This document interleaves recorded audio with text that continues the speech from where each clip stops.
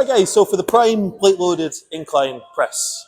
Now, this machine, you'll notice you can load the plates on one of 3 pin options. Now, Prime as a brand are quite famous for designing machines in a way that allow you to manipulate the resistance curve of the movement, meaning you can dictate where you feel the tension the greatest by loading the plates on different pins.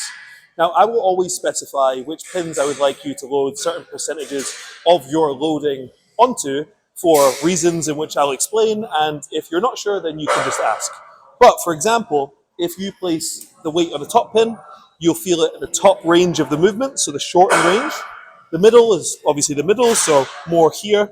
And the bottom pin, if you load that up, you'll feel it more in the deep stretch position. Okay, so as I said, I will always specify, but Prime are a little bit fancy for doing that. Okay, now the next thing we want to adjust is just the angle or the height of the seat.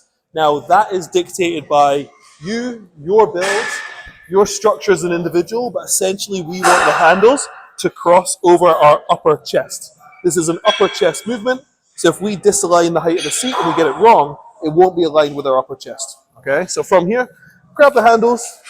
In terms of grip width, play about with it. I would say taller people, you want to go a bit wider, more narrow people, a little bit more narrow, obviously.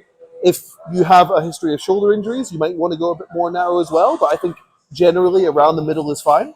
From here, set your rib cage so you've got a big arch in your back. You should see this big curve of your spine almost. Now from there, you're going to maintain that. Press up nice and explosively, control on the way down, make sure you're maximizing the range of motion, get a full stretch. Big press, nice and explosive, control on the way down, big stretch, and repeat.